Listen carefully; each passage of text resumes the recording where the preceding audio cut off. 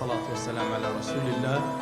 صلى الله عليه وعلى آله وصحبه وسلم. بەڕێزان خۆشەویستان، السلام عليكم ورحمة الله وبركاته. خۆشحاڵم لە خزمەت بەڕێزاندا، مێ دەکەم ئینشاء الله خۆی پەروەردگار هەموو لایەکمان لە ناخۆشی و نەخۆشی بپارێزی، هاتون و ئەو مەجلیسەمان لێ بکاتە پڕخێر و بەرەکەت، بیجێڕی بە مەجلیسی کە مەلایکەت دەورەی لێ دەدەن و دوعای خێری لەبۆ دەکەن لە بۆ خاوەنەکانیان ئینشاء الله. بەڕێزان و خۆشەویستان، ئەوەی کە من باسی دەکەم کە بریتیە لە مامەڵەکردنی پەروەردگار لەگەر بەندەکانی خۆیدا، یعنی بە حەقیقەت ناونیشانێکە کە هەڵم بژاردووە، مەبەستم تێیدا ئەوەیە کە ئینسانەکان بزانن زۆر جاری وایە ئێمە عەبد و بەندەی ڕەب العالەمینین. جا ئەوەی پێی خۆش بیان پێی ناخۆش، موسڵمان بیان کافری، خۆی پەروەردگار بەندەکانی دروست کردو بە نەزەری ئێمەی موسڵمان. بزانە خی گەورە لەگەر ئەو گەورەیەی کە بە خۆی هەیەی، یعنی ئەوەی کە پێغەمبەر صلی الله عليه وسلم ئاماژەی پێ کردووە لەگەر گەورەی ڕەب العالەمین، کە باس لەوە دەکا دەفەرمێ پێغەمبەری خوا صلی الله عليه وسلم هەموو ئاسمانەکان و زەوی ئەگەر کۆکەیەوە بەرامبەر بە عەرشی خوای گەورە وەکو حەلقەیەک وایە کە لە سەحرایە فڕەیدێ، وەکو حەلقەیەک وایە کە لە سەحرا فڕەیدێ، و عەرشی خواش بەرامبەر بە کورسیەکە وەکو ئەو حەلقە وایە لە سەحرا فڕەیدێ. جا تو گەورەی خوای گەورە زانی چەندە و کاتە، جا پەروەردگار بزانن لەگەر ئەو گەورەی و مەزنەی خۆی کو مامەڵە لەگەر بەندەکانی خۆیدا دەکا، یعنی لەو پەڕی قووەت و هێز و دەسەڵاتەوە ڕەب العالەمین کە هەیەی جاری وایە ئینسان تەعەجوب دەکا ئەو خوایە گەورەیە بەندەیەکی خۆش دەوێ، بەندەیەک ڕزگارەکە، بەندەیەک کە تۆبە دەکا، خوای پەروەردگار پێی خۆشە کە دەگەڕێتەوە لای ئەو. حتا پێغەمبەر موسا عەلەیهی سەڵات وەسەلام وەکو لە یەکێک لە ئەثەرەکاندا هاتووە لە خوای گەورەی پرسی، فەرمی یا ڕەبی تو کو تەعامل لەگەر عەبدی عاسی دەکەی کە عەبدێک لێت عاسی دەبێت؟ فەرمی یا موسا ئەگەر لێم عاسێ بوو بەندەک مۆڵەتی پێدەدەم، فەئین ئەذنەبە سەتەرتو، ئەگەر گوناحیشی کرد جا سەتری دەکەم، ئەگەر تەوبەی کرد تەوبەکەی لێ قبوڵ دەکەم، ئەگەر گەڕاوە دیسان گوناحی کردەوە مۆڵەتی پێدەدەم، ئەگەر تۆبەی کرد نەک هەر لێ قبوڵ دەکەم بەڵکو بگرە خۆشیشم دەوێت، چونکە ئین الله یحب التەوابین، خوا ئینسانی تۆبەکاریشی خۆش دەوێت. جالوی ئێستا ئێمە تەماشا دەکەین لەو منتەڵقە و بەڕاستی خوای پەروەردگار کە دەڵێ بەندەکەم خۆش دەوێ، یان لە بەندەیەک خۆش دەبم، یان ئەو بەندەیە بین لە بۆ باشتێ وەی سیفەتی وابی، خوای پەروەردگار لە منتەڵقێکی زۆر بەرزەوە وا دەفەرمێ و ئەو پێغەمبەرەی ناردووە لە بۆ ئینسانەکان، وارووا کەلامی خۆی ناردووەتە سەر ڕووی زەوی ڕەب العالەمین. تەماشا دەکەی ئەگەر بیر لە شتەکە بکەیەوە کاتێک کە دەڵێن عەبدێک خوا خۆشی دەوێت کە ئەو سیفەتەی ئەنجام دەدا، گەلە گەورەیە. کاتێک کە دەڵێ خوای پەروەردگار ئەوها بە سۆز و بەزەیە بەرامبەر بە بەندەکانی لەگەر ئەو قووەت و ئەو هێزەی کە هەیتی ڕەب العالەمین. ئەوجا جاری وا هەیە ئینسان هەیە بێئەدەبی بێڕێزی بەرامبەر بە خوای تەعالا دەکەوە، دەزانی شتێکی گەورەی کردیە. پەروەردگار هەر لە مەقامی خۆیتی بەزۆکی چووە لای ڕەب العالەمین بە مردن، ئەو وەختە دەزانی چەند زەلیل و چەند زەعیف و چەند بێدەستەڵاتی و چت لێ دەکەن، چت بەرامبەردا دەکرێت. جایمە جانیبی ئەوە ئاماژە پێ دەکەن لەگە بەندە ساڵحەکان کە خوای پەروەردگار مامەڵە لەگەر بەندە ساڵحەکانی خۆی دەکا، لەگەر عەبدە ساڵحەکانی خۆی دەکا، ئەوانەی کە سوڵحامن لە بۆ خوای پەروەردگار. ئێستا بەس تەماشا کە پێغەمبەری خوا صلی الله عليه وسلم مەشهدێک لە سەحابە دەجێڕتەوە، باز لە پیاوێکی پێشی دەکاتن، وەکو لە صحیحی موسلیم داهاتووە، باسی پیاوێک دەکا ناوی جوڕەیجی عابید بووە، بەس خواپەرستی کردیە، 3 جاران داچی دەچی سەردانی ئەو کوڕەی دەکا، قەدەری خوای وایە هەر لە نوێژێدایە. کاتێک داچی بانگی دەکا دەڵێ پێغەمبەر فەرمی صلی الله عليه وسلم، فەرمی یا ڕەبی خوایە نەزانم نوێژەکەم ببڕم، جوابی دایکم دەمە و لە نوێژەکەی بەردەوام بووە. داکەکەی تووڕە دەبی یەکسەر دوعای لێ دەکات، دەڵێ خوایە نەمریتن ئەو کوڕەی من مادەمەوە 3 جارە دێمەکردنی جواب نادەتوە، تا تاقی دەکەیەوە بە ئافرەتی خراپ. فسبحان الله بالضبط خوا بە ئافرەتی خراپ تاقی کردەوە، چونکە دوعای داک و باب گیرایە. لۆی پێغەمبەر دەفەرمێ صلی الله عليه وسلم هیچ کەسێک لە ئێوە دوعای لە منداڵەکانی خۆی نەکات، چونکە هەندێک کاتێ خوای گەورە دوعایەکان ڕەت ناکاتەوە. دوعای ئەو داک و بابە قبوڵ بوو. هەندێک کەسی خراپ حەسوودیان بەو جوڕەی جێدەبرد. پێغەمبەر وا دەفەرمێ صلی الله عليه وسلم چون پارەی زۆریاندا ئافرەتێک کە بچی کاری خراپی لەگەر بکات کە چوو جوڕەیەکی عابید دەرگەی لە داچی نەکردو جا لە ئافرەتی دیکە دەکاتەوە هەر نەیکردو هەر یەتیمامیشی پێ نەدا ئافرەتەکەش لەوەی پارەکەی نەڕوا هەستا چوو لەگەڵ شوانێک کاری زینای کرد و پارەکەی خۆی وەرگرت و کاتێک کە منداڵەکەی بوو پێغەمبەر فەرمێ صلی الله عليه وسلم لەکن قازی ئەو سەردەمە منداڵەکەی برد گوتیەوەی جوڕەیەکی عابیدە لەبەرەوەی پارەی وەرگرت. ئەوانیش کۆمەڵی نەفەریان ناردە زابزانە من بەبەستم یەک شتە بەڕێزان لەو شتەی کە پێغەمبەر صلی الله عليه وسلم باسی دەکات ئەوانیش یەکسەر ناردیان و کابرایان هینا و ئەویش هەردێک بوو مەسەلە چێ گوتیان وەرە پێش ئەو جازانی لە مەحکەمە و خەڵک کۆبوویتەوە عالم ڕاوەستایەوە منداڵێک دانرا و ئافرەتەکە لەوێیە و ئەو هەموو خەڵکە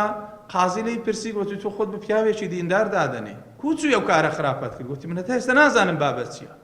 چ ئەو ئافرەتە و زینات لەگە کردیان و ئەو منداڵەش لە توو بووە و ئێستا ئەو مەحکەمەیە لە بۆ هەندێ دانیشتە و خەڵکە فاسق و خراپ و بێدینەکەش هەم وەکو شاهێد ڕاوەستا بوو دەتوەرە لەو مەوقیفە ئێستا تەماشا خۆت کە یعنی تەماشا دەکەی هیچ مەجاری قسەکردنێک نەما یعنی حوجەی چ دەینی بەڵگەی چ دەینی دوعای دایکە لێی قبول بووە ئەو عیبادەت و خواپەرستیش لە بۆ خوای گەورە دەکا کەچی تووشی ئیبتیلایەک و تاقیکردنەوەیەک وە هەموو دەرگەیەکی لێ گیرایە بەڵام بزانە قورئان عیبارەتەکەی چێ چ دەفەرموێ ومن يتق الله يجعل له مخرجا هەر کەسێ لە خوا بترسێ بەڕاستی ئیلا خوا دەرگایەکی ڕەحمەتی لێ دەکاتەوە هیچ مەجالی تێدا نییە مادام متقیبی لە خوا ترس بی قەت هیچ دەرگا ناکرێ هەموو قەپات بی دەرگا قەت هەموو قەپات نابی پەلەی مەکە خوا دەرگای ڕەحمەت دەکاتەوە ئەو پیاوە تەماشا ئەو مەوقیفەی کرد قازی و ئافرەت و منداڵ و شاهێد فەرمی ئیجازە بفەرمون دوو ڕکعات نوێژ دەکەم تەمەنەوە پێغەمبەر دەفەرمێ صلی الله عليه وسلم لۆ دوو ڕکعات نوێژی کرد و سەری لە سەجدەدا فەرمی خوایە ئەگەر تەدەخول نەکەی ئیشەکەی من زۆر خراپ دینەکەی تو ناشیرن دەبێ من ناشیرن دەبم هیچم پێ نەمایە تەواو بەس دەبێ تو تەداخولکەی ئەمن وا ئەوەی لەسەر مە ئەدای واجبەکە دەیکەم بەس دەبێ تو تەداخولکەی لەبەرەوەی ئەو کارە بوختانە من هیچم لە هیچدانە لۆ دێلی ئەو دینەت و ئەو شتەی هەیە ئەو شەخسیەتە بەرزا ئەو هەلە بەرچاوی خەڵک ڕەزیل بی و ئیتیهام بکرێت بە ئافرەتێکی داوێن پیس و خراپەکار بەو پەڕی ئیمانەوە هەستاوە ڕاست پێغەمبەر فەرمی صلی الله عليه وسلم دەستی لە سەرجی منداڵەکەی دانا منداڵ گوتی ئەی منداڵ بەو خەڵکەی برێ بابی تو چێیە خوای گەورە یەکسەر لۆی بەجوابینە گوتی بابی من فلان کەسە شوانە لە فران جێگای یعنی تەماشا تەدەخولی خواکە تەماشا مامەڵەی ڕەب العالەمین کە هیچ جێگایەک نەما دەستی لەسەر سەرجی منداڵێک دانا خوایە بەجوابی بینە ئەو منداڵە ئەگەنە من وەزعم خراپە لەو وەزع دەرناچم ئیلا لە ڕێگەی تۆ نەبی یا ڕەب العالەمین خوای گەورە ئەو منداڵی لۆ بەجوابینە بابی من شوانە گوت ئەوە هەو نییە کەسێکە لە فران جێگای شواناتی دەکا ئەو بابی منە ئەوە هەو نییە جا دەڵێ دەست و پێیان ماچ کرد گوتیان وەڵڵی ئەبێ جێیەکت لۆ دروست بکەین لە زێڕی بابە من لەبەر زێڕی هەراتیمە لەبەر ماڵی هەراتیم چتان تێکدا کوخەکە کوب و خۆی لە خشتی دروست کرابوو ئەوم لۆ دروستکەن وەسمۆجی خۆم عیبادەت دەکەم بابە کە خوا شتێکی لەسەر دەستی کردی بە هەندێشی دیت و لۆ خوای بی ئەو پیاوە ساڵحە خوا منداڵی لۆ بەجوابینە بەڵام هەر نەستا تیجارەت بە مەسائلی دینەکەی بکە دروستە هەندێ ئیشەیە بێ ئینسان لە پێناو خوا بیکە لە پێناو دنیا نەبی چییە بە هەندێشتمان هەبی لە بۆ خوابی لە بۆ ئەو دنیاە نەبی جا تەماشا ئەو مامەڵەی ڕەب العالەمین کە خوای گەورە منداڵێکی لۆ بەجوابینە ئێستا تەماشا دەکەی گەر ئینسانێک ئیمانی زۆر بە قووەت نەبی کە تەماشاکە خوا کو تەدەخولی ئیشەکەی دەکە لەبەرەوە ئیشەکەی زۆر گەورەیە ئیشی ئەو ئینسانە چییە ئەبێ ڕەب العالەمین تەداخولکە تەماشاکە یەکسەر ڕەب العالەمین دێتە ناو بابەتەکەی لۆی نە پیاوەکە ناشرین بی نەدین ناشرین بی نە ئەو ئینسانە فاسق و فاجر و خراپەکارانەش سەرکەوتوو بن لە مەحکەمەیەکدا کە بە زوور و بە بوختان دانرایە دروستە کەواتە بە ڕێزان بزانن بەڕاستی خوای ڕەب العالەمین لە هەر کاتێکدا بی کە تۆ پێویستت بە ڕەب العالەمین بی ئیلا خوای گەورە دێتە داخل ئیشەکەتەکە تەماشا پێغەمبەران کە ئەوە لە پیاوی ساڵحان لە پێغەمبەران تەماشاکە پێغەمبەر یونس عەلەیهی الصەلاة وەسەلام لەناو زجی تا چ دەرێ فەنادا فی الظuluمات لەناو هەموو تاریکیەکان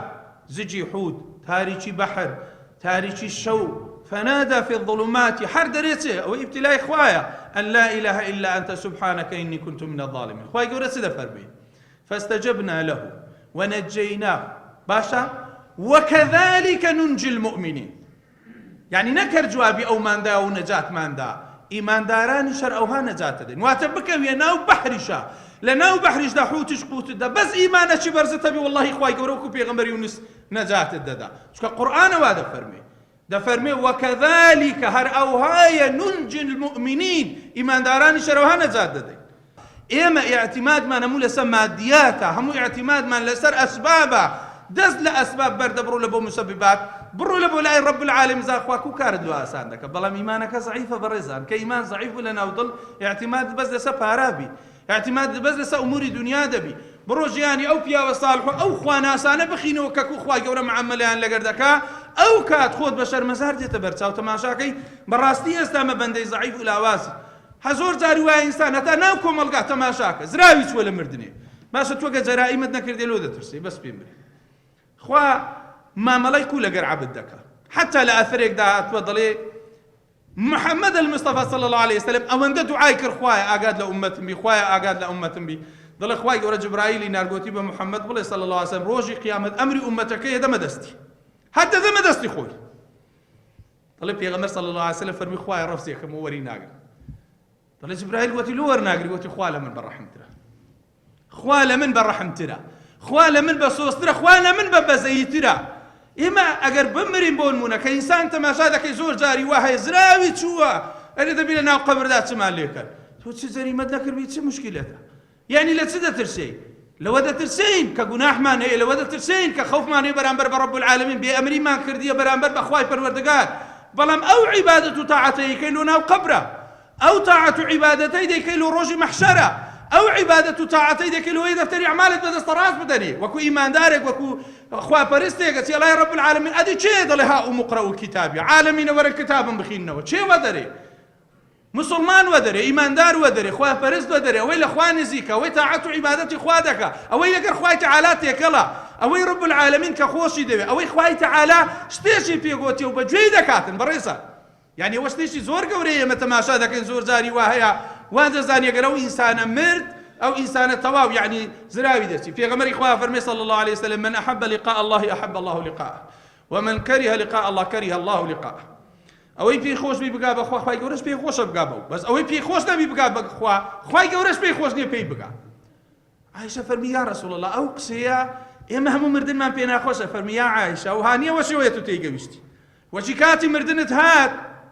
ملائكة العاسمان رادي ملائكة الرحمة دموچاو نوراني ريكو بيك همو بريس دانيشن لپشتي سرد لاي راس حتى تشاوت حكمك لاي سبتا تشاوت حكمك لو اوي لين نترسي ملائكتك دي دل خوا سلام دلي دكا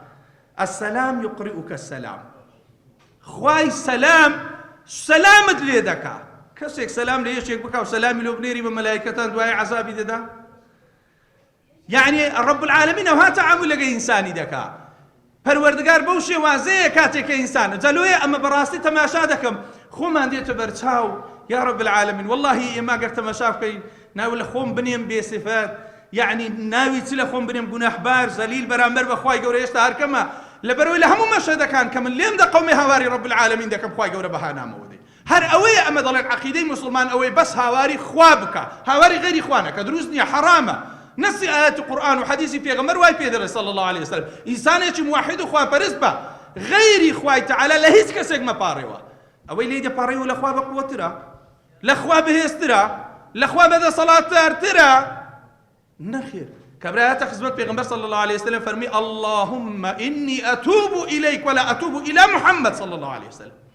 فرمي خويا توبكم ولا يتوب بلا محمد صلى الله عليه وسلم پیغمبر خو فرمي صلى الله عليه وسلم عرف الحق لاهله حقي ناسي له لا يخاونا كي خوي راستك يعني او انسان ما عنده انسان اخوا فرست موحد رول اخوي تبارك وتعالى بخوا معيني او انسان دبي يارمتي دري او انسان دبي مگر پیغمبر موسى عليه الصلاه والسلام رانو استا لسر باري او بيشي او لا يجديش فرعونيا چه نجات يدا خوي گوركو معامله لگردكا يك دار عصاي بدستا آية او دار عصايتي بيدكري برامبر بو بحرا سي بيدكري برامبر بزي شي فرعون واخوي بخوازاني بخوي وبزيش وبهامان وبهم جنودكاني وهاتيا خوي پروردگار فرميدي اضرب بعصاك الحجر بحر ليد لبحر ده هر اون ده لبحر ده وتواو پیغمبر موسى ليه ده يكسر بحر لبوي الشق ده بأمر شيء بأمر رب العالمين یعنی ئەو پەروەردگاری کە پێغەمبەرێکی خۆی نەجاتەدا ئایا ئێستا شەر ئەوە لەو بەندەکانی دەکا یان نا؟ هەمان شت لەو بەندەکانی دەکا. بەڵام تۆ وەرە وەکو پێغەمبەر داود عەلەیهی سەڵات وەسەلەم لەخوا پاڕاوە فەرمی خوایە چ دلۆ من کردی ئەو هالۆ کوڕەکەشم بکە. فەرمووی یا داود بە کوڕەکەت برێ ئەتو چلۆ من دەکەی ئەویش بە ئەوها بکە هەمان شتی لە بۆ دەکەم. بە کوڕەکەت بڵێ ئەتو کو عیبادەتەکەی ئەوها بیکاتن ئەوجا من لۆوی جوا دەبم. بەڵام خەڵکانێک ئێستا ئیمان زەعیف لاواز وڵا پارەم و لەخوا خوا دوعام قبوڵ ناکە، یان دیارە خوای گەورەمەی خۆش ناوێ، یان دیارە خوای گەورە لێمە تووشی و موسیبەتە کردیە. قەت بێزاری لە خوای تەعالا مەکەن بەڕێزان، گەلە گوناحە. بێزاری لە رب العالمین مەکە، پەروەردگار لا يسأل عما يفعل وهم يسألون. قەت ناتانی سوال لە خوا بکەی بڵێ خوایە لۆ وا دەکەی. خوا لە قیامەت سوالت لێ دەکە ئەتوو لۆ وات کرد. خۆت گەورە مەکە، خوای تەعالا لۆ ناکە، لۆ زاڵم لەناو نابا، لۆ ئەو جۆرەشتەمان لۆ ناکە، خوایە بە ئەمری تو ڕازی. پێغەمبەر فەرمووی صلی الله علیه وسلم سەبر بگرن ئەگە ناخۆشیتان دێت حتا ڕۆژی قیامەت لەسەر حەوزی کەوسەر یەکتری دەبینینەوە. لەوێن دەرمەوعیدی ئێمەیە، ئێرە دنیایە مەوعیدی ئێمە نییە. جالوێ معاملەی رب العالمین بەڕێزان کە تەماشا دەکەی لە قورئان و لە حەدیثدا لەگەر ئەو بەندە ساڵح و زەعیف و لاوازە گەلەگەلێک بە قووەتە. یعنی ئینسانە بێت تەماشاکە. محەممەد المستەفا صلی الله عليه وسلم کاتێک لە غەزوەی تەبووکە تەماشای دەکەی ڕۆژ بەرەو ئاوابوونە و خەلاسبوونە و ڕووناچی زیاترە بی. سەحابە لێی پرسن یا ڕەسوول الله لۆ ڕۆژەوها ڕووناک دەبی؟ وەڵڵاهی فەرمووی بژ نازانم. جبرائیلات فەرمووی یا جبریل لەبەر چەوها دنیا ڕووناک دەبی؟ فەرمووی مەعاویەی کوڕی معاویەی لەیثی وەفاتی کردیا، خوای گەورە لەبەر ئەو دنیا ڕووناکە کات تۆ هێشتا نایەلی تاریک بی. فەرمووی خوای تەعالا 7,000 مەلایکەتی لە ئاسمان ناردیە نوێژ لەسەر ئەو پیاوە دەکەن وا لە مەدینە. یا ڕەسوول الله ئەو لەوێ وەفاتی کردیا. پێغەمبەر صلی الله علیه وسلم پرسیاری کرد فەرمی یا جبریل ئەو ئیش پیاوە چ بوو؟ ئیشی چ بوو؟ چی دەکرد؟ یعنی خوای گەورە دنیای لە بۆ ڕووناکاتەوە 7,000 مەلایکەتی لۆ بنێری ئەو ئیشی ئێستا لەوانەیە بڵێن بە ئێمە ناکرێ زەحمەتە. دەزانی چ بوو ئیشەکەی؟ فەرمووی پێغەمبەر صلی الله علیه وسلم کە سوالەکەی کرد جبرائیل عەلەیهی سەڵات وەسەلام کە جوابی داوە فەرمووی فەقەت ئیشەکەی ئەوە بوو زۆر سوورەتی قل هو الله ئەحەدی دەخوێند، سوورەتی ئیخلاسی دەخوێند. قل هو الله أحد الله الصمد لم يلد ولم يولد ولم يكن له كفوا أحد. أو سورتي زور دخين فرمي يا رسول الله راوستا با ديخين دانش با ديخين للريب رويش با ديخين لخوي استا با ديخين لنويشه دا ديخين لسنة دا ديخين لهمون جيغايك دا أو بياوا أو سورتي زور دخين بواسطة أو سورة أخوات عملي لقدك 7,000 ملائكة نار ديا تنها نويجي لسدكن دعاء لبو